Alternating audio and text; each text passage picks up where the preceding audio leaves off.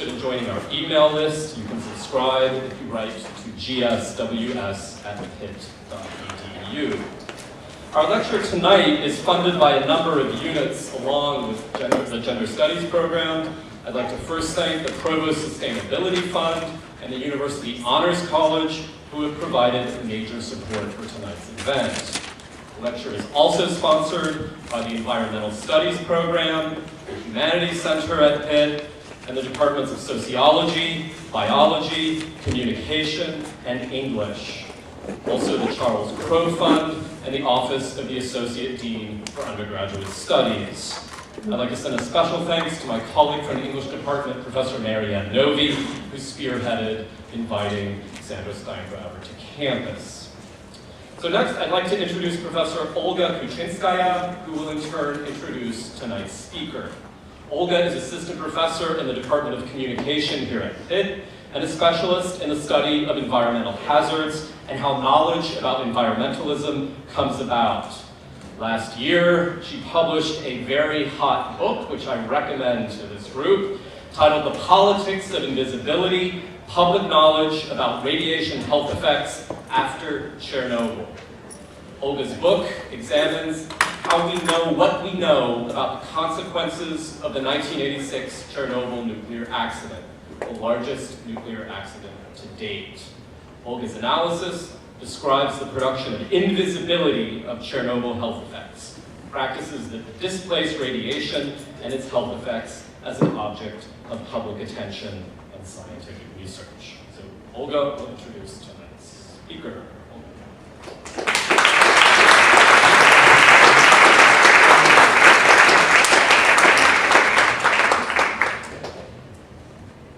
Can you hear me?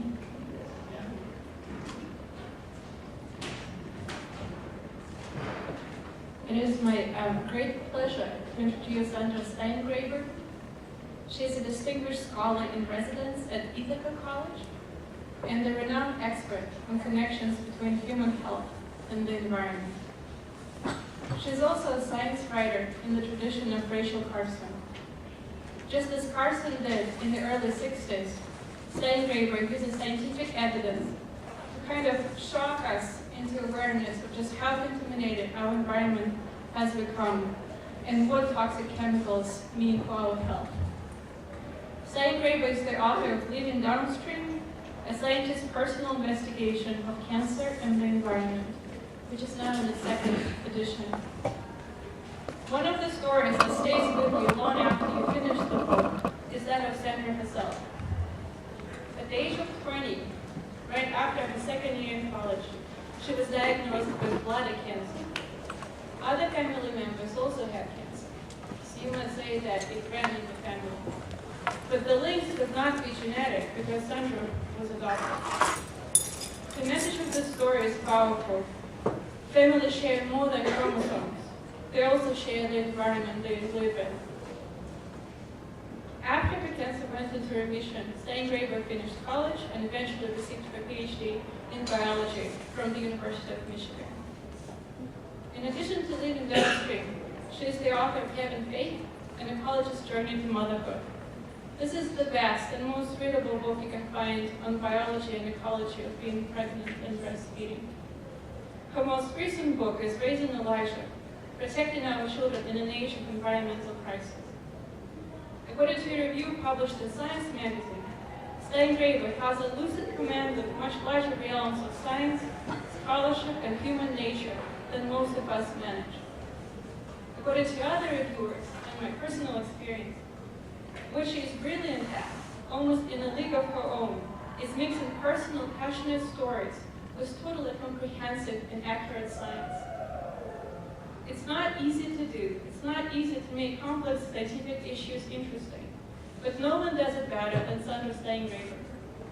It is a common theme that runs through reviews of all of her books. Taken together, these books tell us how to live in an increasingly toxic environment. A colleague of mine confessed recently that she became a vegetarian years ago after reading Living Downstream and specifically Steingraber's explanation of food chains. That was not very surprising to me. After all, I even got a slow cooker just because Steingraber had one. believe we all are, trying to figure out how to live in a world that is so ecologically complex. In Silent Spring, Rachel Carson reminds us that the obligation to ensure gives us the right to know. With Steingraber, from the right to know and the duty to inquire flows the obligation to act. In March of 2013, Steingraber participated in an act of civil disobedience protesting the danger of fracking, and more specifically, storage of byproducts of fracking near a lake that serves as a source of drinking water. Steingraber is the co-founder of New Yorkers Against Fracking, a statewide coalition of more than 280 grassroots organizations. In her own words, what we love, we must protect. Please welcome Sandra Steingraber.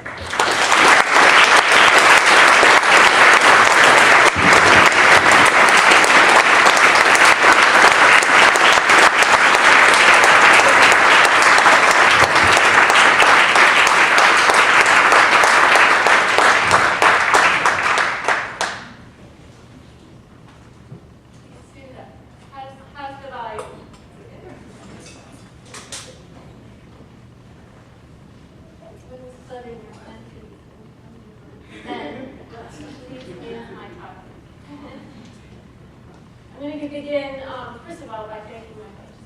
It's an amazing thing when a room full of people are brought together to hear a speaker and books are available for signing, and we get to have this amazing evening and conversation together. So thank you to my various hosts here at the university for making it possible. I know that whenever speakers are flown across state lines and crowds of people are assembled, a lot of work goes on behind the scenes to pull all that organization and events planning together. So thank you, everyone. Now I'm going to begin with two stories. One comes from my son Elijah, who's now 13, on the brink of manhood. When he was 5, he wanted to be a polar bear for Halloween, and he called them lightning bears. Mama, I want to be a lightning bear. And so I thought this was a good thing. And so I went to work sewing him a costume out of a chenille bedspread to look like a polar bear. And because I'm a biologist, I'm really fussy about anatomy. And I wanted the ears to be exactly the way they should be, because the ears on polar bears are positioned differently than they are on other bears because they live in the Arctic and so on. And so I needed to find photographs of polar bears. I also have really good sewing skills left over from all my time at the lab. I'm really good at animal surgery. So if you know a rat who needs a tracheotomy, I'm your girl. So that's the skills I put to work in this costume. Although my knots are like sutures. And so I realized I had all these file photos of polar bears because I had studied and written about hermaphroditic polar bears. They have endocrine disruption problems, meaning that their endocrine or hormonal systems, the system that sends very tiny amounts of chemical messengers throughout your body to elicit large changes, right? So you went through puberty thanks to parts per trillion concentration of hormones. And so there are chemical pollutants in the atmosphere that can travel in the wind and until their condensation point is reached in cold climates, and then they come down to Earth and insinuate themselves up the food chain. So polar bears have a high enough concentration of some of these hormonally mimicking chemicals in their bodies to alter their experience of puberty. And so they end up with very different looking genitalia. So all of my pictures of polar bears were of polar bear genitalia. So I knew I wasn't going to pull that file out. And I knew that if I went online, probably the first picture that would pop up would be of the drowning polar bear.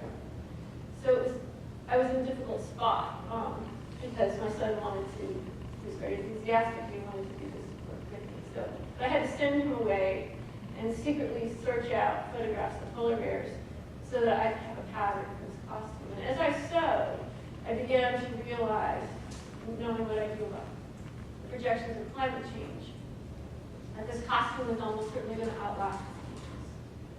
And so that night on the streets of my own village, I saw my son, the lightning bear, and I saw other children dressed as the little brown bat, also in trouble.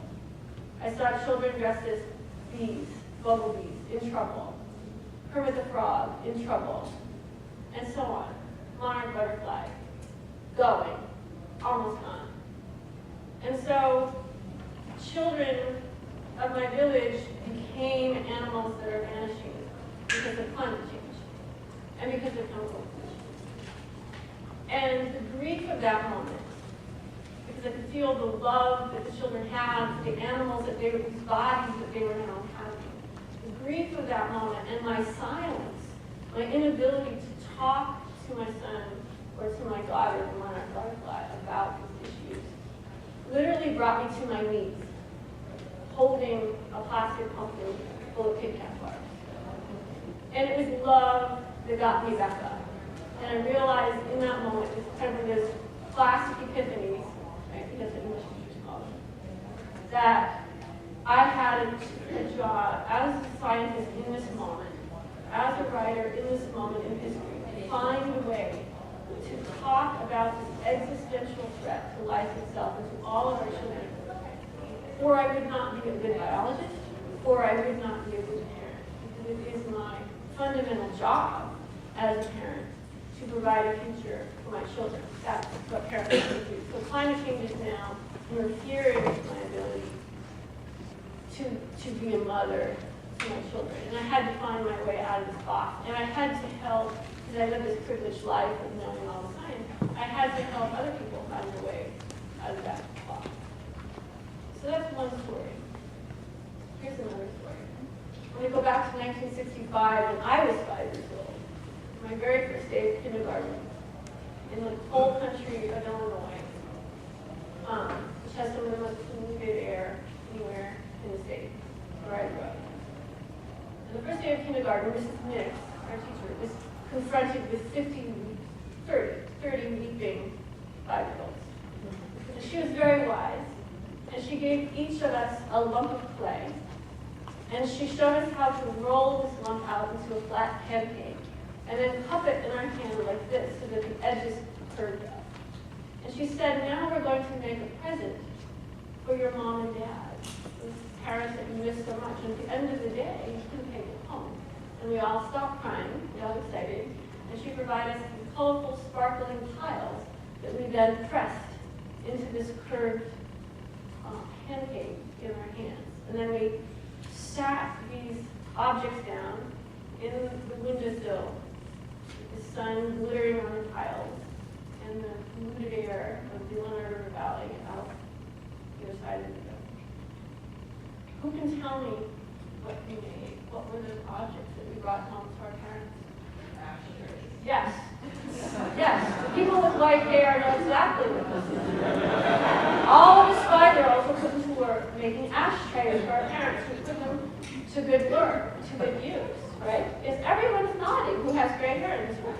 Everyone else is stunned, right? Everyone else is stunned. So when my 5-year-old heard this story, he said, so Mama, you mean kindergarten kids made drug paraphernalia? But we didn't think of it that way. Right? So now let me tell you a third story of my own, again, 5-year-old, same year he was a polar bear. He went with me to our village cafe in the middle of a snowstorm. And it happened to be shortly after the state of New York, which is where I live now, banned smoking in all public places. And so what I didn't realize was that my son, at age 5, hadn't ever really seen anyone who smoked before. Because he's not advertised to see smoking. He doesn't see movies or television with people smoking. Nobody in our family smokes, and he's never seen it before. So if he looked out the window, and of course now all the smokers of New York State are driven outside into the gale, force winds, because they can't smoke inside. And so he said, Mama, there's a man out there in the snow trying to light his face on fire. So, you're laughing at that story, but when I told the story about the polar bear, there's almost no oxygen in the room. So here is my vision as a biologist, as a mother, as a writer in the year 2015. What I want is to be able to tell the story of the polar bear to some audience in the future, or maybe my son will tell it when he's an adult, and have everyone laugh because it's a problem that we solved. And so that fossil fuels will become so strange and so denormalized and so de-glamorized that the idea that we would run an economy on fossil fuels would be as outrageous and absurd and funny as a bunch of 5-year-olds making ashtrays for their parents. I want to do for fossil fuels what we've already done for tobacco. And how did we do that? How did we do that for tobacco? Well, surely it was some kind of big leaps at some point, right, where we just banned smoking and all of those. So now if you ask my kids, who are now 13 and 16, who smokes? What do you think of me doing with smoke? Question that. And the answer is old, fat, or poor people smoke. And sketchy people smoke. The people that you wouldn't necessarily want to be. Somehow now smoking is not associated anymore with glamour and wealth, it's associated with poverty. Not necessarily a good thing, but it represents a kind of shift, a kind of change. So we don't want fossil fuels to be associated with sketchy people. We want it to be more advantageous and that. How do we find policy? Okay, so stories. I think stories also are what we need to help us bear up into the data. The data by themselves are too difficult. We turn away. So we need to care about the kid in the polar bear costume who's so excited. We need to think about what it would mean that the polar bear costume is hanging in a closet. Along set of monarch butterfly wings and a little girl and a bear. And outside of that house, there are no more polar bears on this planet and no more monarch butterflies. They're gone. We need to think about what children still want to become those animals if there were no more real life amphibians in the world. Would they still want to read books about Babar if there are no more elephants in this world? And then what is the kinship that children feel to animals? What will it become? And those are the kind of stories and the love we feel for that bond that I think are going to help us bear up under some of this. That's what I want to turn my attention to. So I'm going to suggest a kind of conceptual framework for thinking about the environmental crisis and the human rights crisis, and also as a women's crisis. So keep both of those in your head. And I'm going to submit that the environmental crisis is actually two crises. That if you can picture it, would look like a tree with two trunks that share a common root. And one chunk of this tree of crisis represents what's happening to our planet through the accumulation of heat-trapping gases in the atmosphere. And if you follow this trunk along, you'll encounter some endpoints of drought and floods, dissolving coral reefs, and this unfortunate fact that 1 in every 4 mammal species is now headed for extinction. The other trunk represents what's happening to us through the accumulation of inherently toxic chemical pollutants in our body. You follow this trunk along, you find things like asthma and pediatric cancers, falling age of puberty in girls, learning disabilities, and this thing called testicular dysgenesis syndrome, which is probably something you've never heard of, but it's now epidemic. Testicular dysgenesis syndrome means that baby boys are born with a shorter anogenital distance than previous. So the perineum, which is the part of your body you never think about unless you're about to have a baby, right? Because you have to, it's that little trampoline of flesh between, in a female, in between the vagina and the anus, and in a boy, between the back of the scrotum and the anus. And if that tears during childbirth, then the whole conversation about them needing a episiotomy and stitches, and that's when you start thinking about your perineum. Otherwise, you go through your whole life never considering it. But in testicular dysgenesis syndrome, baby boys are born with perineal lengths that resemble females. Now, why does that matter? Nobody thinks about how long their perineum is. Well, it matters because testicular dysgenesis syndrome is a marker for high risk for testicular cancer, which is epidemic in young men. It's tripled in this rate in the last 50 years. And also for undescended testicles and also for male infertility. So we call it syndrome because the development of the testicle of baby boys inside the mother's womb during pregnancy has been altered through exposure to chemicals that interfere with male hormones. And we've actually worked this out quite well, and we know that if the umbilical cord blood of the mother has a certain amount of phthalate, which is one of these chemicals, or a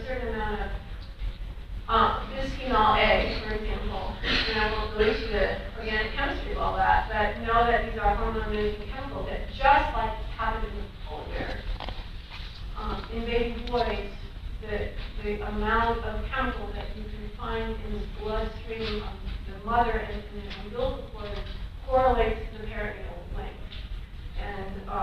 And thus, this phenomenon called testicular dysgenesis syndrome. Okay, so we have all these problems. It's really hard to talk about this.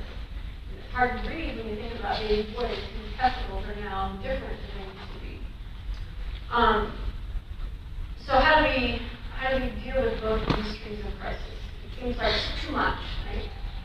Well, I think one way to deal with it is to realize they do share a common root. And if we could deal with the root of the problem, we could solve a whole bunch of problems all at once.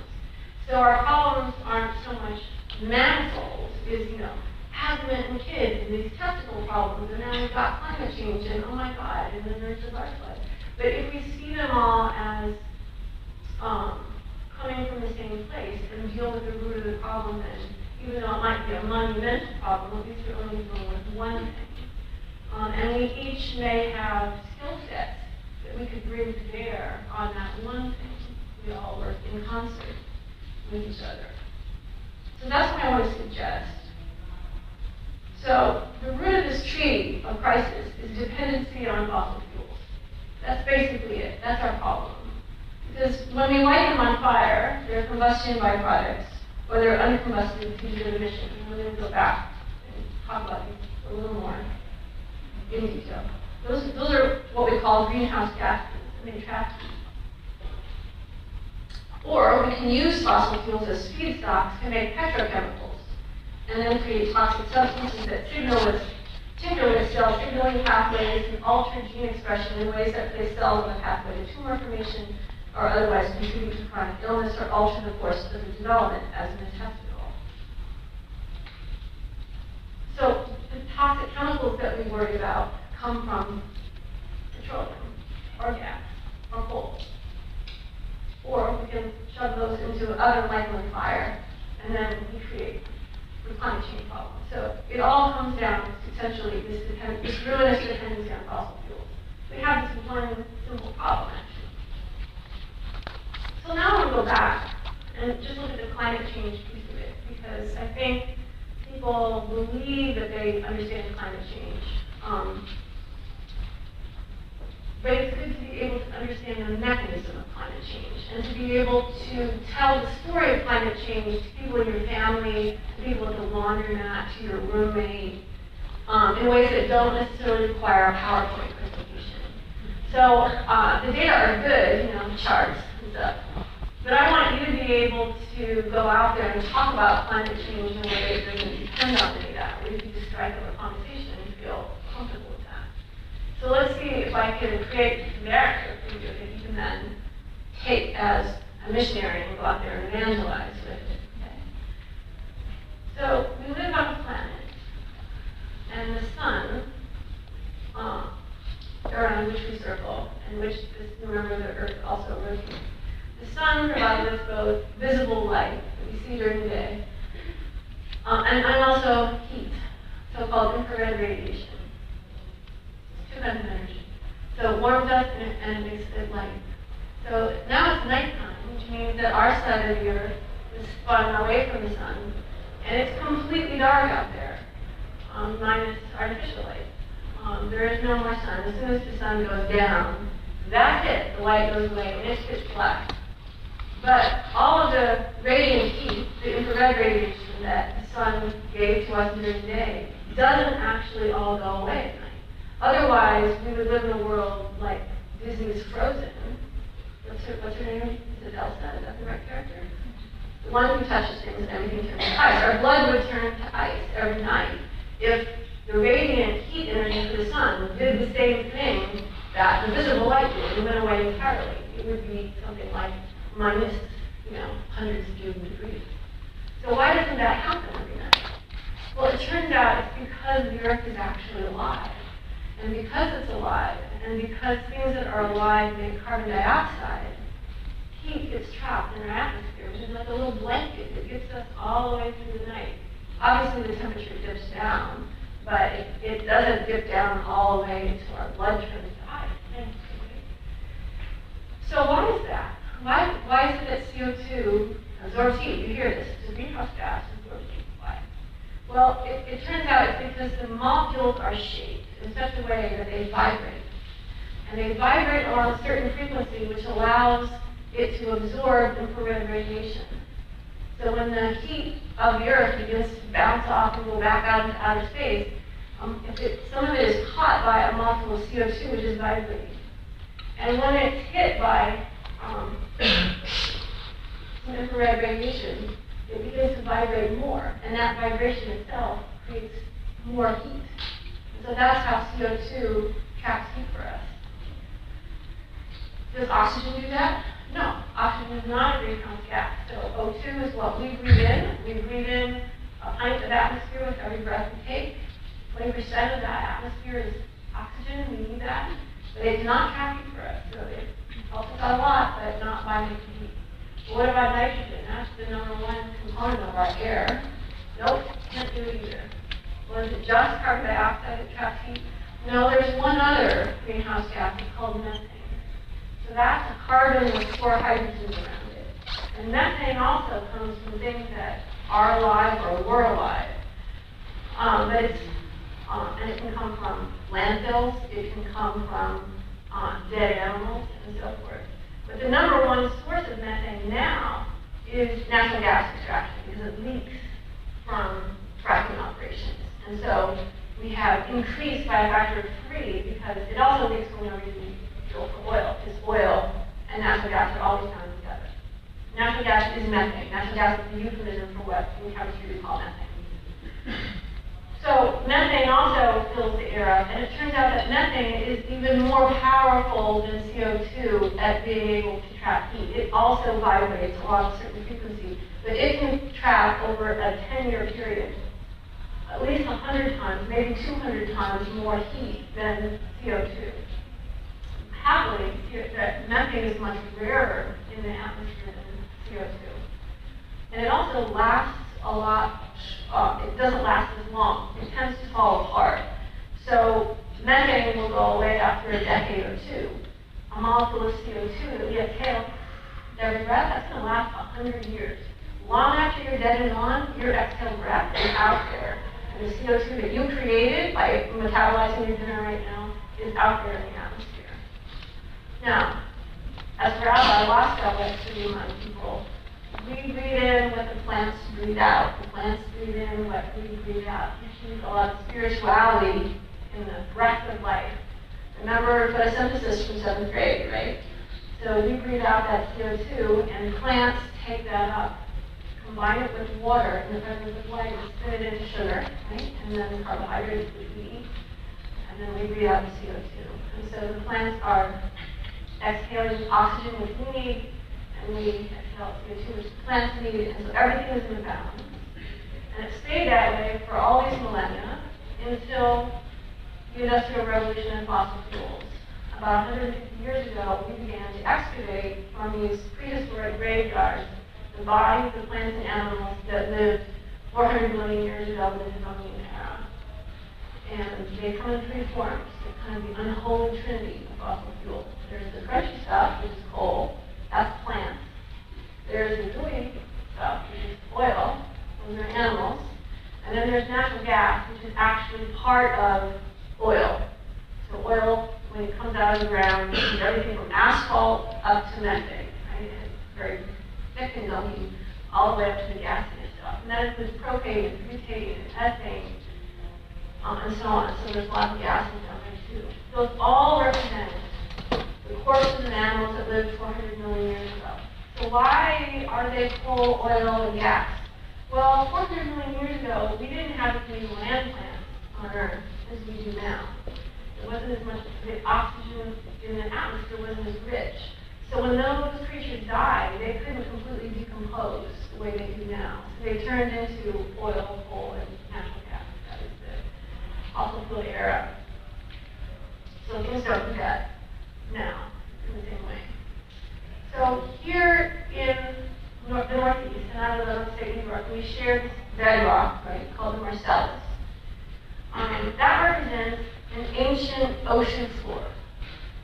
And in this shallow sea that used to exist both in Pennsylvania all the way up to New York and down as far as West Virginia and over as far as Ohio and all the way to where now the Catskill Mountains stand. This was all a very still and shallow ocean. And there wasn't as much oxygen in that ocean. And so when all the creatures who lived in this ocean, which included things not only like plankton, but also sea lilies and squid, there were no fish yet, nobody had a backbone, there were no eyeballs, there was nobody with breast or fur, nobody had a 3-chambered or a 4-chambered heart, sea lilies and squid. So when these creatures died and fell down to the bottom of the ocean, rather than decomposing, they turned into bubbles of methane.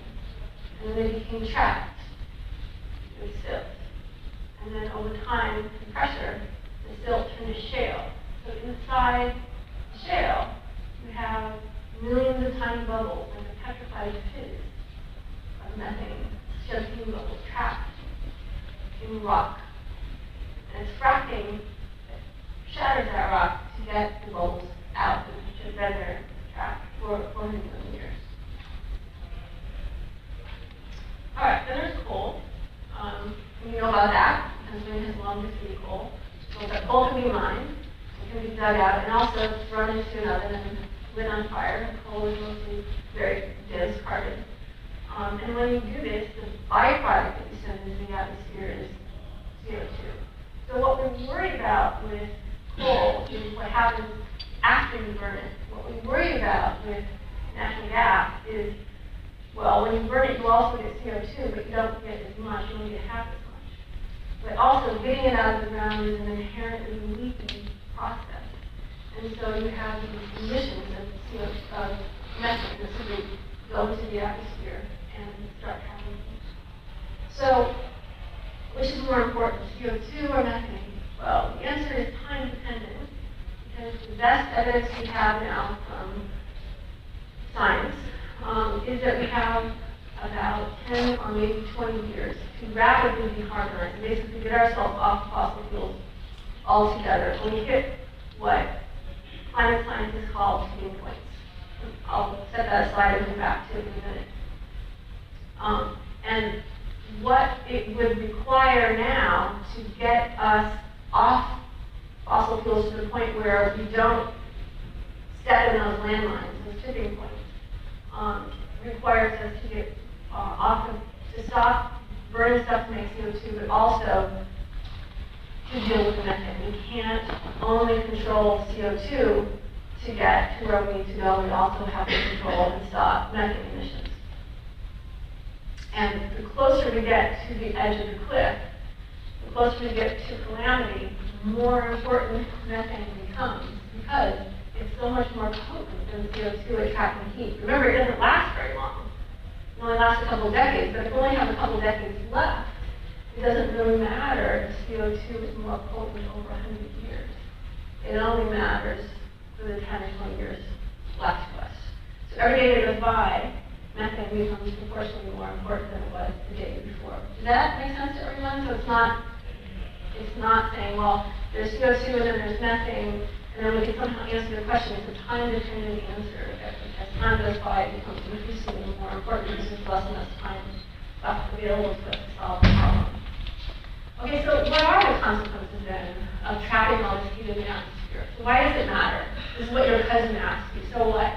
Right? Why does that matter? And there's a couple answers to that. One is a land answer and one is a sea answer. So let's start out of the ocean. Out of the ocean, which is 75% of the Earth's surface, 93% of the heat, the infrared radiation from the sun, is now trapped by CO2 or by methane. 92% of that is actually absorbed by the water of the ocean itself. So we're heating up the surface of the ocean. And that has a couple of effects. One is, the hotter the ocean is, the more likely it is for hurricanes to form and have extreme weather and so forth. But another impact is that you're interfering with ocean currents.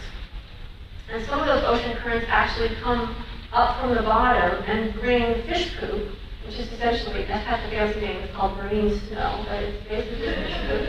It brings it up and provides it to the plankton that are floating around on the surface. And then the plankton is as fertilizer.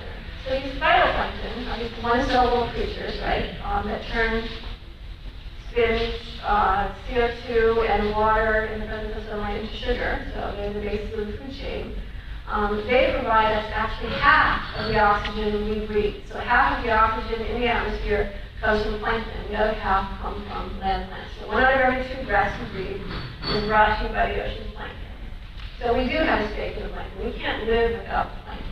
So we should be paying attention to plankton stocks as much as or more than we do to the stock market, I would say. But there's a silence around the plankton stocks. You don't wake up every day and turn on CNN and see a ticker page of how the plankton stocks are doing today.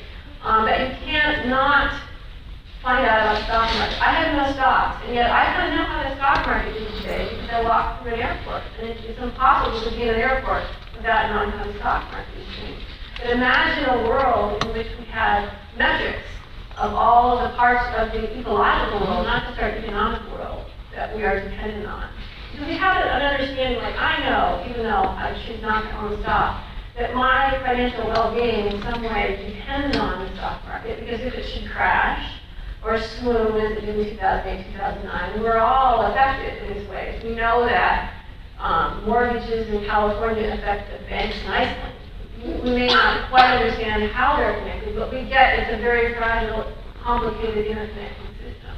And if you mess around with something over here, like inflation or commodities prices, you can look back to unemployment rates and things like that. So we sort of get that.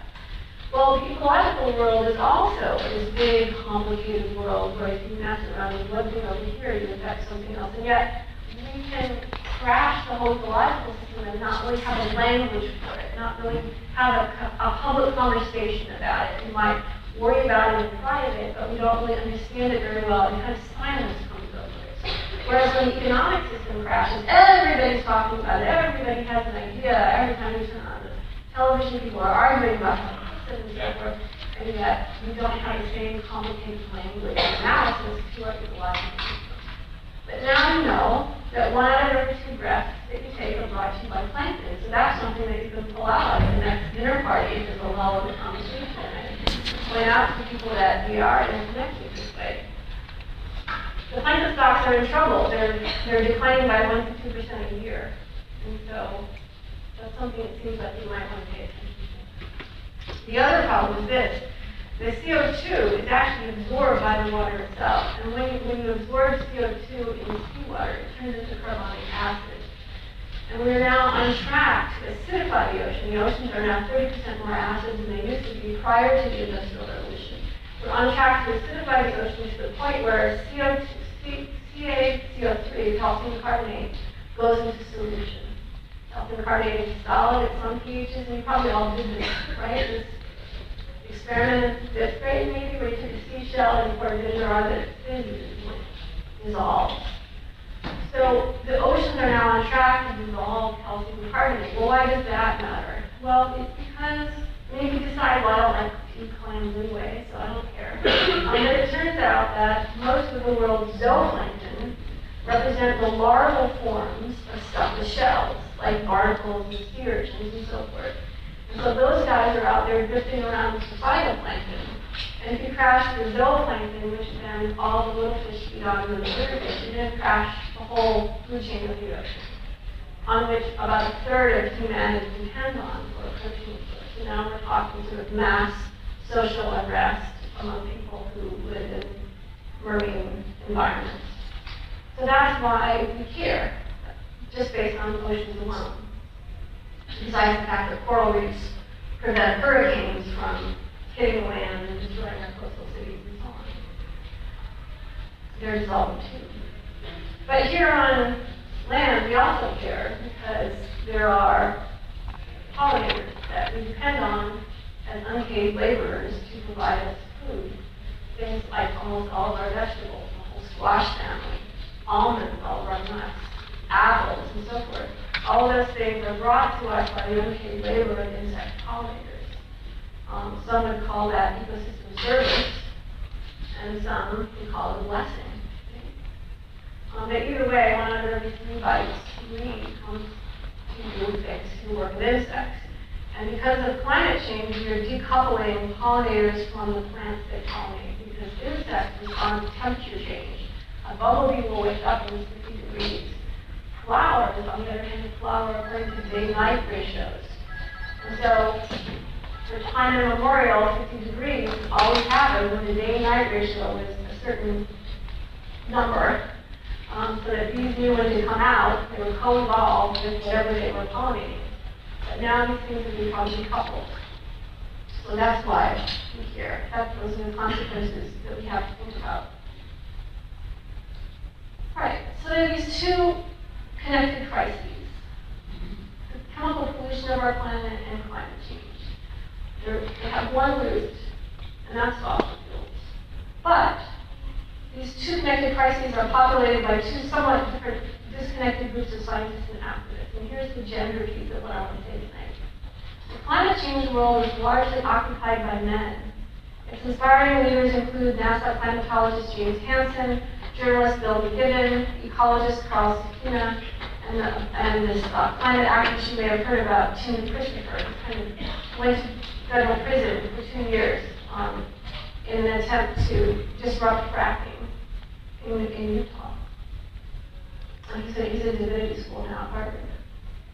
So for these guys, the time period of interest is the future. They look to the future, and the human rights issue of interest is called generational inequity. And in the words of the ecologist Carl Sakina, we're eating the lunch of those who come after us, and they will likely not forgive us for our reckless addiction to fossil fuels and our inability to imagine a world without them. So of course the future keeps on arriving, and now the World Health Organization has identified climate change as the biggest public threat to children alive today.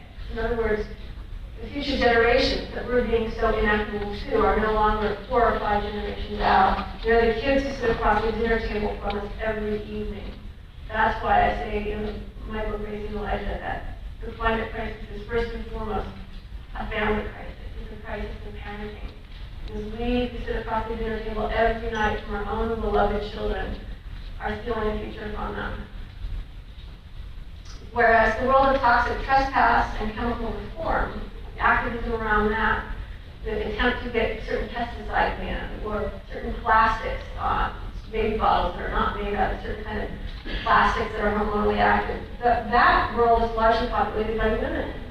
And Rachel Carson, Pennsylvania's own heroine, is kind of the patron saint of that school. Lois Gibbs from Love Canal also is a guiding spirit. And that movement actually doesn't look so much at the future, it looks to the past.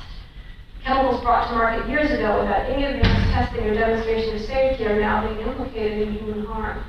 And then the human rights issue of concern here is the right to bodily integrity and the right to free, prior, and informed consent. So in an age of extreme fossil fuel extraction, both crises are getting worse. With all the easy-to-get fossil fuels already gotten and burned, the energy industry is pursuing a path of unconventional energy extraction, which is both more toxic to people and more carbon intense. And that takes really 4 forms. There's mountaintop removal for coal, tar sands you've heard about, for oil, deep-sea drilling, now the Atlantic and the Arctic are both up for grabs. That's also for oil. And then there's fracking, which in the West is oil, but here in Pennsylvania and New York, when we talk about fracking, we're talking about natural gas. So there are these 2 parallel crises, and that there are these kind of 2 parallel arguments about fracking. Because fracking, which has both men and women involved in the fight against it, they have public health consequences, but they exist in different spheres. So one of them has to do with the greenhouse gas footprint of fracking and how it contributes to climate change. But the other real-world problem has to do with the chemicals that are used in movies. And here, again, is a feminist issue, because many of these chemicals are actually reproductive toxins.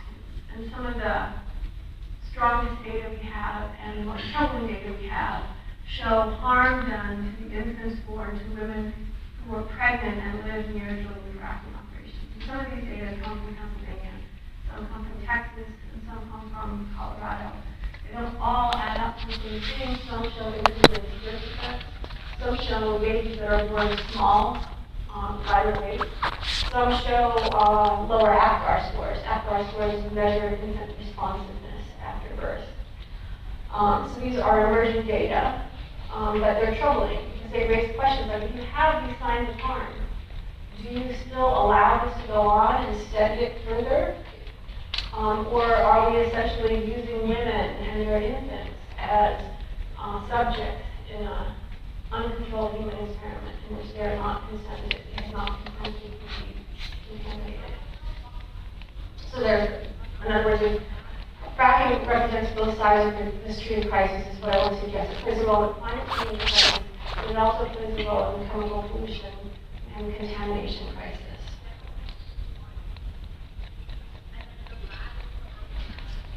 So there are two different stories about fracking, depending on whether you're in New York or whether you're in Pennsylvania.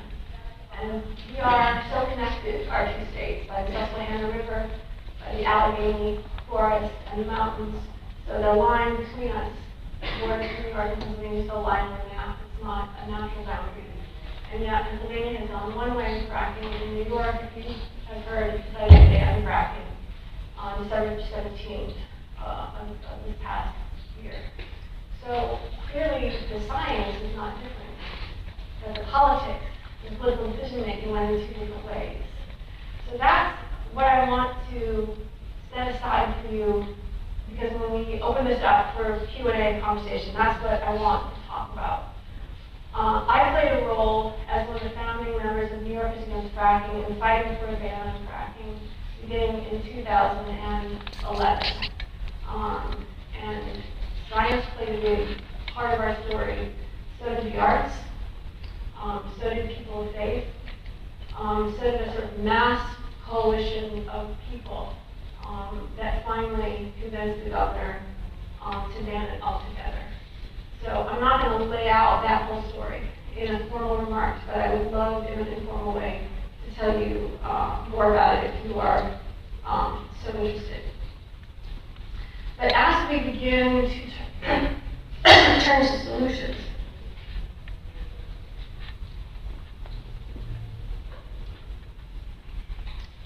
and to look at energy as meaning something more than lighting something on fire. And fracking begins to look more and more like cigarettes. We need to think about the role that women play in all this.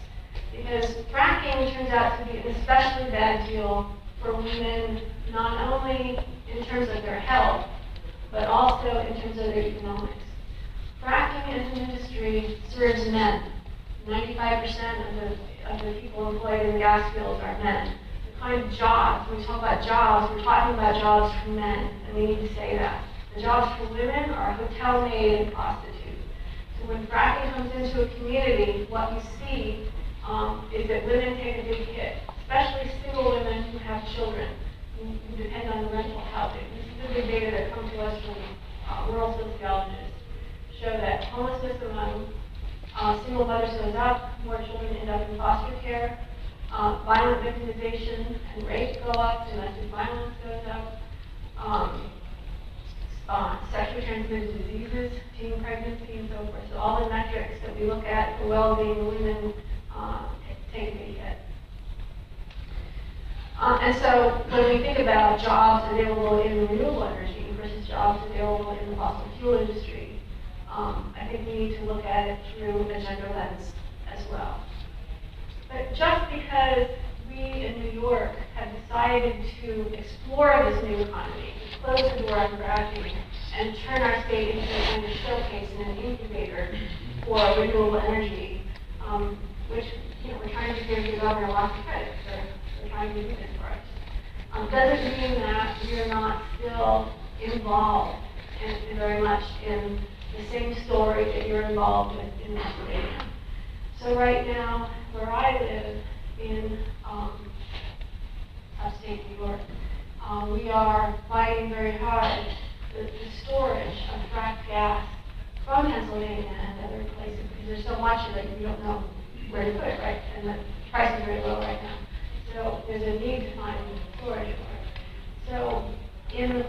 live, which is between two of the Finger Lakes of upstate New York, Finger Lake and Steingrabers Lake. There's 11 Finger Lakes, right? They look like a bear scratched in the middle of the map of New York State. And in between the two biggest scratch marks, there's a little strip of land, and that's where I live, in between Finger and Steingrabers Lake. So we do a lot of salt mining, and always have, in those lakes.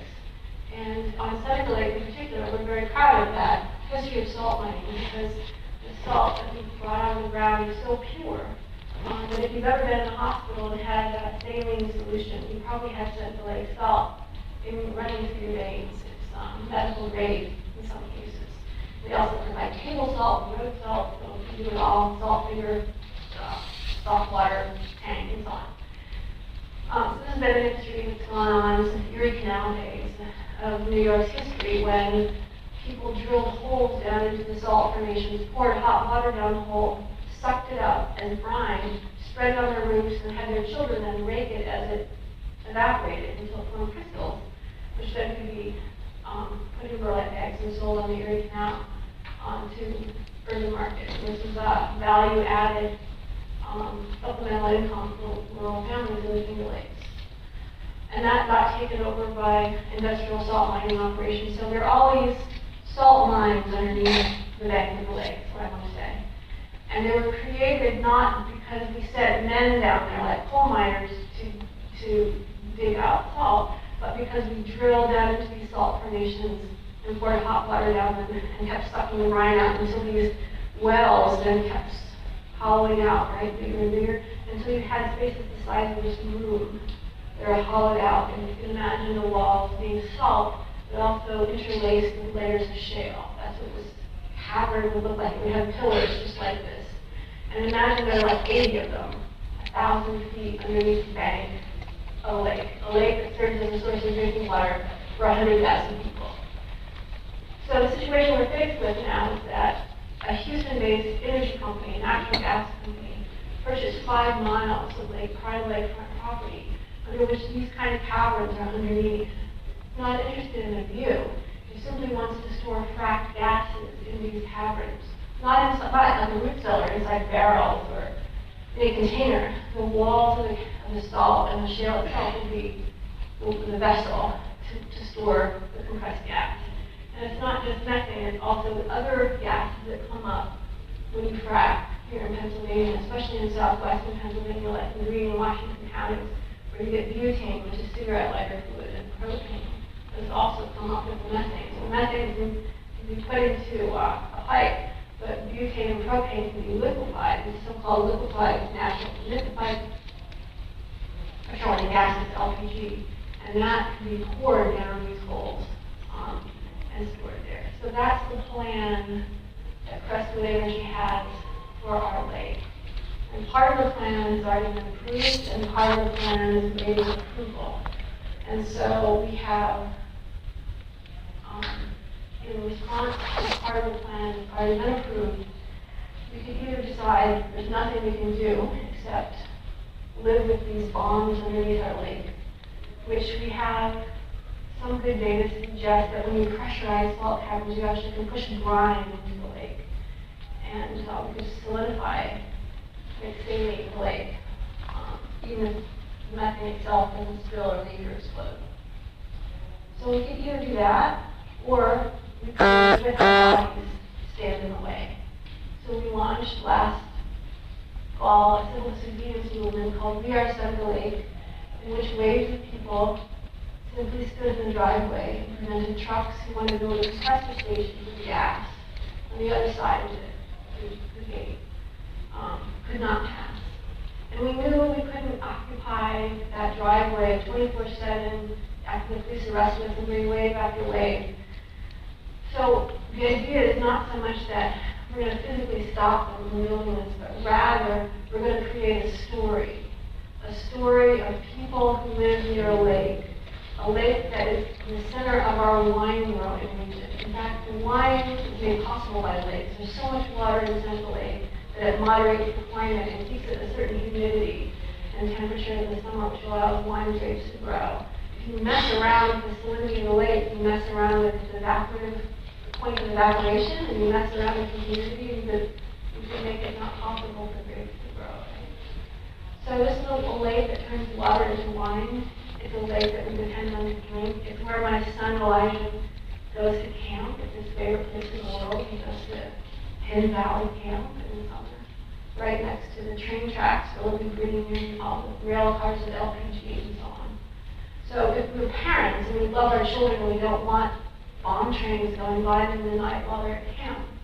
And everybody's approved this project and there's no appeal left. And we have evidence that the government has simply set aside all of the science, but they're not paying attention to the data. What am I as a biologist supposed to do? I don't have anywhere to appeal all the data I feel were ignored. So I made the decision to take my body and join with my neighbors and stand in the driveway.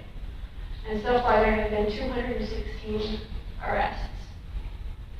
And the first wave of us were all sent to jail.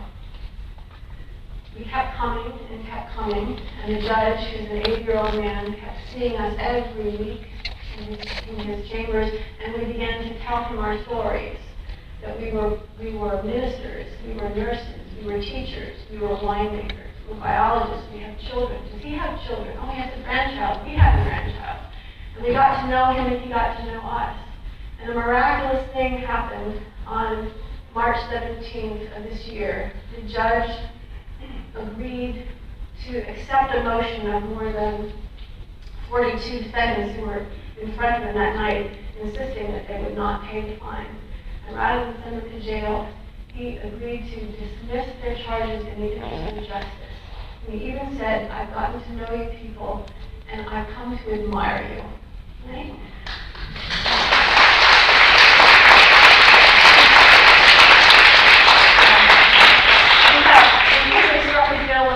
Attorney that all the rest of the people, we have about 90 people still that put on charges against them, and this deal, dismissal of the interest of justice isn't offered to them, so when I go back home, we'll have another round of court appearances and we'll see. But we feel hopeful now. I guess the story, the moral of the story, as far as I can see, is that it began with defeat. It began with wave after wave of us being carted off to jail. And eventually the county realized, and the prosecutor even said this on television, punishment doesn't deter these people. And it became clear that the county was going to go broke incarcerating us. So, I don't know what that means, what I offered to you. So I'm going to close now with some of my own writing, giving you a little data and getting some science together, but I'm going to close with the stories. And then I'm going to show you a couple of video clips. So this is some excerpts from an essay I published about my experience in jail.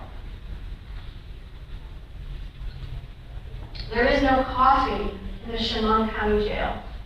There used to be coffee. Also parenting classes, drug counseling, and the opportunity to purchase from the jailhouse commissary packages of new underwear. But the new sheriff put a stop to all of that. So said the women of cell block 5D at about 6:30 a.m. I myself had become a woman of cell block 5D at about 3:30 a.m., so the coffee situation caught my attention. My fellow inmates looked in at me through the bars of my cell and continued their briefing. Until tested for tuberculosis, all incoming prisoners are classified as keep lock, which is to say they have to remain inside their cells. The TB test takes 48 hours to administer and read, but medical personnel are not always available. Budget cuts, baby.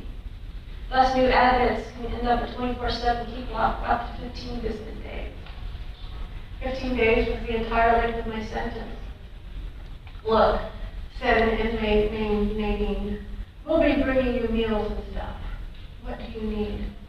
I blinked through a copyless stupor. Some paper, a pencil, a Bible.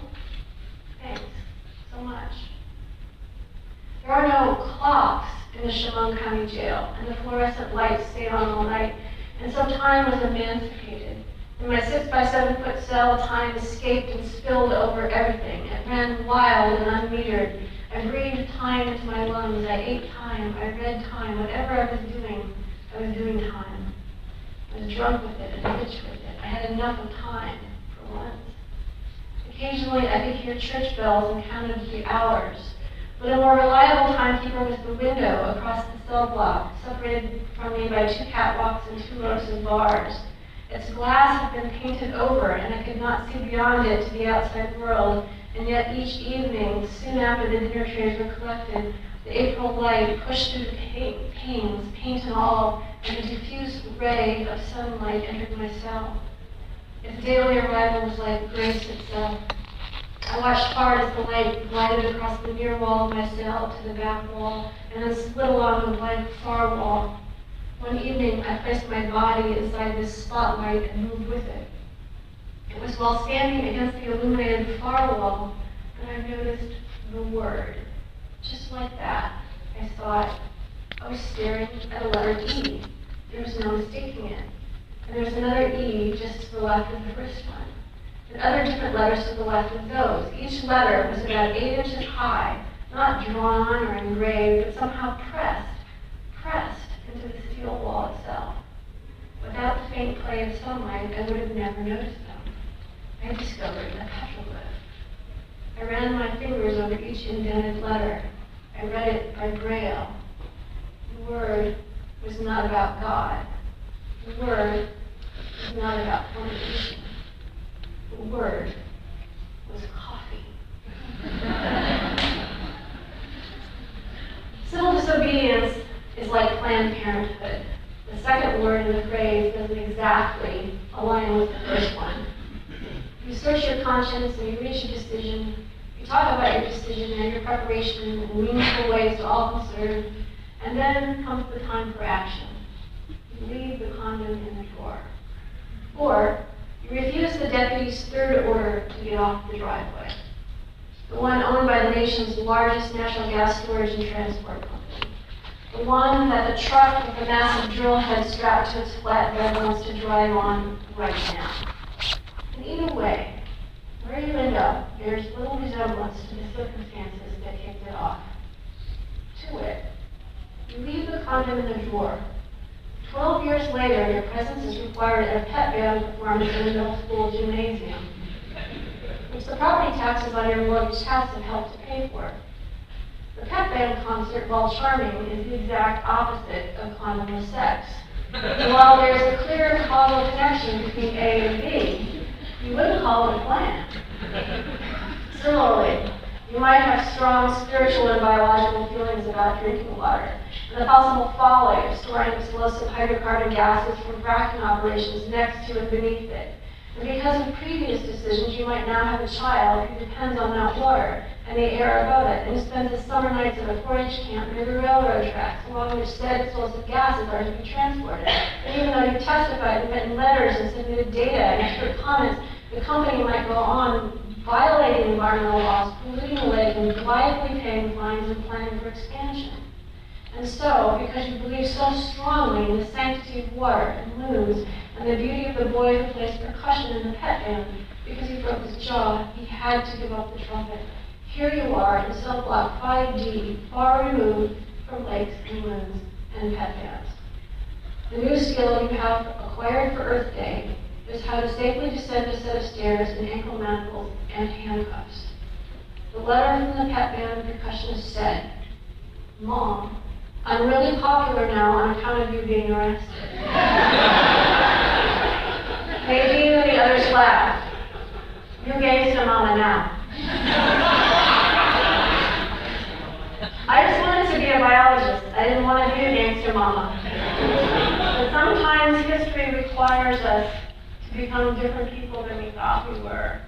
And I think this is a moment. It's a moment that my father, who taught typing in high school, used to make his students, including me, practice over and over again on a manual typewriter. The phrase, "Now is the time for all good men to come to the aid of their country," over and over and over again. Those are the first words I typed. And those are the words that my father, like one Republican, bequeathed to me, that I carried with me in my jail cell. And one of the things I discovered is that I can be a better mother to my children in jail than I could out of jail. And I also discovered, because I'm a cancer patient, I'm a really good prisoner. There's not a lot of difference between going to the hospital and going to jail. You can do one, you can do the other.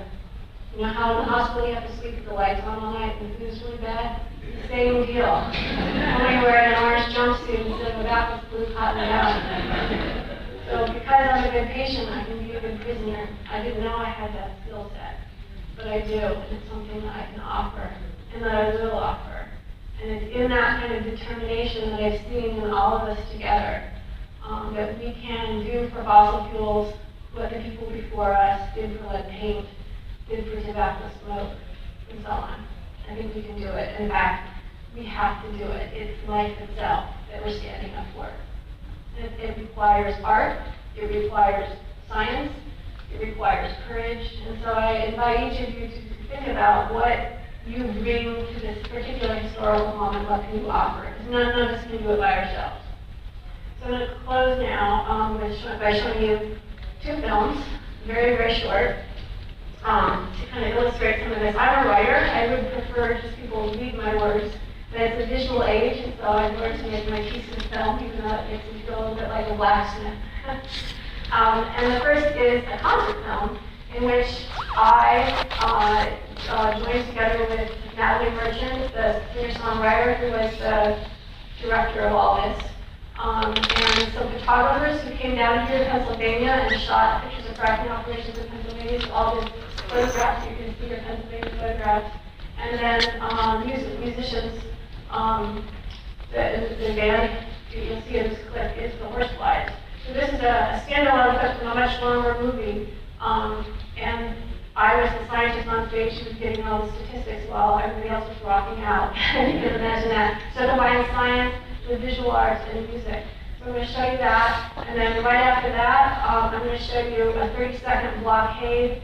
And since women are part of what we're talking about tonight, this is a blockade of mothers. Any questions? If you want to make comments, that's interesting for me too. I'm going to give the very first moment, however, to a group that I want you to hear from called Protect the Children, which is kind of playing the role that the women that you just saw in New York, here in Pennsylvania, and I thought you should know that they're here.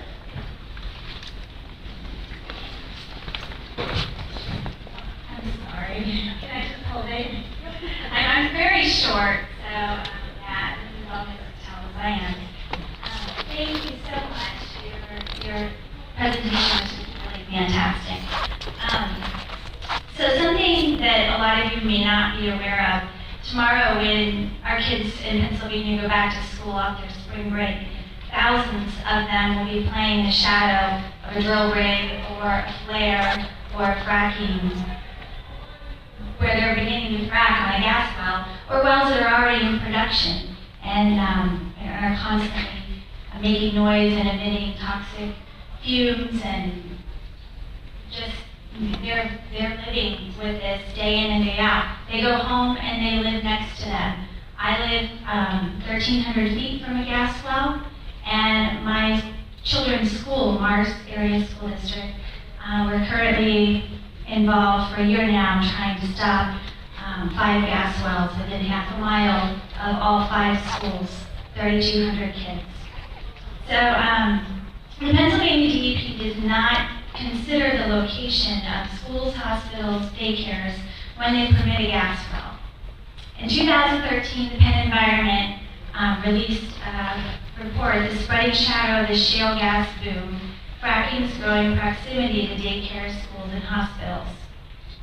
Through that report, we know that over 30 schools are within a half mile of the nearest fracking well in Pennsylvania. As of the report, those numbers go up, but the DEP doesn't look at them, they don't keep track of that. 223 schools are within a mile of a permitted site, and 730 are within 2 miles of a well site. At the time of the report, the closest school in Pennsylvania was in Finleyville, and it's less than 600 feet from a gas well pad. Protect Our Children is a coalition of people and organizations across the state of Pennsylvania who find these numbers not only alarming but horrifying and unacceptable. And our message is simple. It defies common sense to place these heavy industrial and toxic operations next to our schools. At a time entire nations, states, and cities are passing bans on unconventional natural gas drilling and fracking, the very least we can do here in Pennsylvania is protect our children and stop drilling within a mile of our schools. But we will need everyone. If you care about children, if you care about the future, this is a group for you. We need college students, we need teachers, we need grandparents, aunts, uncles, cousins. We need everyone on board with us. So things you can do right now to help bring our goal about. You can speak up against fracking at public meetings. You can ask elected officials to establish a setback of at least a mile rather than the 500 feet that it is today. Participate in rallies. Thousands of New Yorkers successfully rallied in Albany, and recently a rally in Harrisburg netted about 200 people. We need more people to stand with us when we go to our elected officials and speak out against how we're doing this in Pennsylvania. You can get on our email list, keep up to date, know when we're going to have an event. Earth Day's coming up, and we are planning on, we have a petition going around to the DEP to increase the setback for schools, and you can sign our petition and show up at all of the regional DEP offices across the state with us and present that petition. So what we need to do is take this industry off the backs of our children and our future. And we need everybody in this room and everybody you know to get that done. Thank you.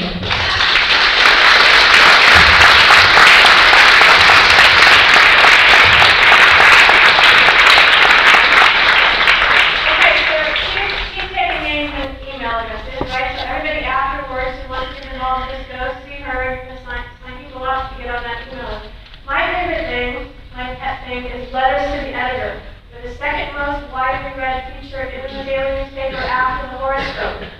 And so you send 150 words to your daily newspaper and simply look up, submit a letter on the website, and there's a little box, you type the letter and you send it. As soon as it's posted, then you clip it out and you send it to your governor, you send it to your senators, you Facebook it, you tweet it at your governor, and so forth. You can't post it until your letter is published, otherwise they won't run it. But a letter to the editor is a very, very powerful thing to reach all of your neighbors plus your elected officials. Letters to the editor is the way to go. Hi, Sandra. Hi. I just wanted to comment on, I was in Albany a while ago when we had, I think it was 2,500 people. And in Pennsylvania, when we've had rallies, we've been at this now, many in this room, since 2010, I think we started this journey. And you know how you said you just can't give up, you have to keep at it. We attended every council meeting in county council for 14 months straight. We educated them. They were complimenting us on how persistent we were and how much respect they had for us and how much knowledge we had. And then at the last minute, they all voted against us. In Harrisburg for the inauguration, your judge let all of you go. We had 8 people interrupt the inauguration and they got arrested. And they all got fined $400+ each. So my question is, while New York is enjoying, the ban, which we really were so happy for you, Pennsylvania is completely opposite. Like, what encouragement do you have for us? Because we're really getting burned out. Yeah.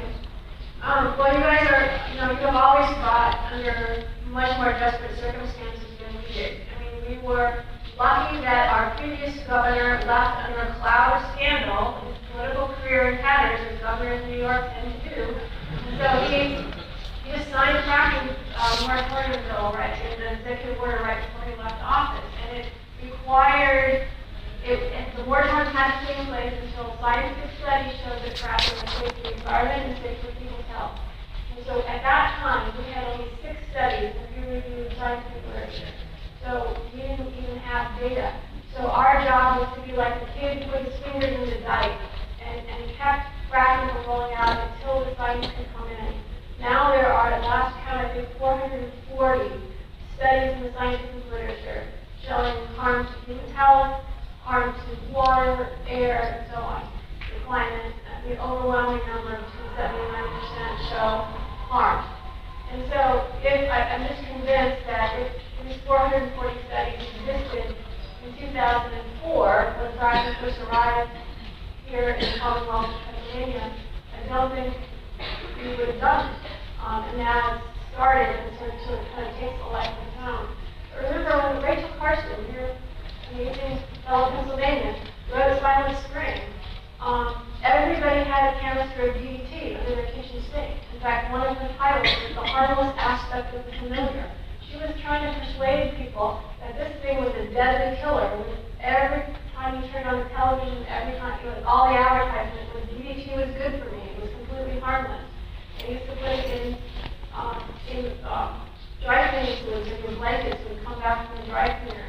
You could kill a fly with land under your blanket and die, right? You put it in house paint so that flies would die when it lands on the wall, things like that. And so he had to convince people that this was a danger, even though all the messaging was at the time. So that's the situation you find yourself in when you build out of fossil fuels. But New Brunswick just banned fracking. New Florida banned fracking. Kansas banned fracking, and so forth. And so we're trying to surround you with alternative ways of doing things. And so I think persistence is just it. Yeah, we were just all dismissed. Remember, I had to go to jail twice for 15 days before that happened. So, and when I decided in 2011 to become a founder of New Yorkers Against Fracking, every single person told me it wasn't possible to keep fracking out of New York. It was just inevitable. In fact, we were literally told, if you want to sit at the table, you can't be a contrarian and say no, you have to talk about regulations, right? And recently, as my friend Helen Slashy said, I don't want to sit at the table. I want to see the table turned upside down and teeth on the floor. So that kind of fighting spirit, whatever you can bring, and however you can keep yourself engaged is the way to go. You don't have to keep beating your head against the wall. You have to figure out where you can be effective. I'm actually fairly shy. I'd feel better right now if I had that podium in front of me. Now I'm more comfortable. I would never be a door-to-door organizer. I just don't have the social skills for it. I leave that up to other people to do. I'm terrible at things like accounting, so when it comes to fundraising and planning events, I leave that for other people to do. But I can analyze data, and I'm an author, so I can tell stories. So I try to bring whatever my skill set is to this. And I discovered, like going to jail, I'm actually good at that. I didn't know that. So you discover you have skill sets you don't know. So my point is that there is a place for you in this fight for everybody, because you all have a certain expertise to bring to this. It's like we're all musicians in this great human orchestra. We don't have to play a solo, but it is time to play the Saving World Symphony all together. And only you know what it is you're going to hold. And you'll have to play it as well as you can, along with everyone else. That's the moment we find ourselves. And I think you don't want to miss this moment, right? You don't want to sit this out. Because it would be like if you lived in Alabama in the 1950s and decided not to march, with Martin Luther King Jr. You could have gone to Selma, but you decided you were too busy. I mean, this is the issue for our time. And this may be the defining issue for the rest of our lives. That's what the science is telling us. And so you need to find your place in the story, because you don't want to be, like when I'm adopted, and when my father adopted me, he gave me this name Steingraber. And so his thing was, he put it off by Hitler when he was 18. And at the time, it looked overwhelming, right? Like this 1,000-year rule was all powerful and so on. But my dad said, when you have a name like Steingraber, you can't be a good journalist. You can't sit sit on the sidelines and decide, wait and see how this is going to all turn out. You just put one foot in front of the other and do the right thing, and hopefully inspire other people to do the right thing. So we don't want to be good Germans in the middle of an ecological holocaust. We want to be the French resistance. We want to find courage and boldness. And so this is a time where we all have to figure out, how can I be best courageous? How can I serve this movement? What is it I can do? And then go all in. So in 2011, when we started New Yorkers Against Fracking, I had a miraculous enough a big check, because I had just won the Heinz Award. Who she is, right? Teresa Heinz. So I won the Heinz Award that year for my work on environmental research, and it comes with a $100,000 check. So I had this windfall. And so I was out in Utah in that summer, because Tim Christopher, I was out there studying fracking, and I was in Moab. And then the word came that Tim Christopher was going to be sentenced for his role in civil disobedience and stuff in fracking in southern Utah. And that he failed, right? I mean, he went to federal prison for 2 years. And yet, because I was there at his sentencing, and I happened to be there in the state, I went to his sentencing. I saw him taken out of the courtroom in chains, and I was there in the courtroom when he said, I was outside, but he said in the courtroom to the judge, this is what love looks like. And the judge sent him away for 2 years. So the judge did not hear this guy, but we did. And so 2 days later, I got a call from Teresa Heinz Carey letting me know I won the Heinz Award. And I knew right away I was going to take the money, and rather than use it to write my next book project, which is kind of the time-honored thing that scholars and writers do with the Heinz Award, I decided to use it as seed money to found New Yorkers Against Fracking. Every single one of my friends said, you might as well throw your money off the cliff. I'm not going to stop fracking in New York. But we started off with 6 organizations that all put their money into. And then by the time we banned fracking, we were about 300 organizations big. We had concerned health professionals in New York. We had chefs from ourselves. We had poets against fracking. We had faith leaders against fracking. We had 500 churches and synagogues and congregations. We had students against fracking on almost every college campus. We just kept building our movement out and building it out. And so we were pretty much our governor's base. We were pretty much a big voting bloc, and we couldn't be ignored anymore. Plus, we had really good science now to offer. So we can sometimes beat things against all odds, but sometimes even when we lose, like Tim Christopher lost, he inspired me to do something. So even in our losing, somebody heard you up there talking to that council, and they remember your words, and they're going to do something, or they've already done something with it. So the more we can open up a space in our culture with our voices, the bigger that space gets, and the more it seems possible. And that's what I think we're challenged to do. Hi, I was thrilled to see you here today because my family has an organic farm about 30 minutes north of the city, and Pitt, we attempted to get into a water study at Pitt, and they pulled out at last minute saying they didn't want to be involved in anything political.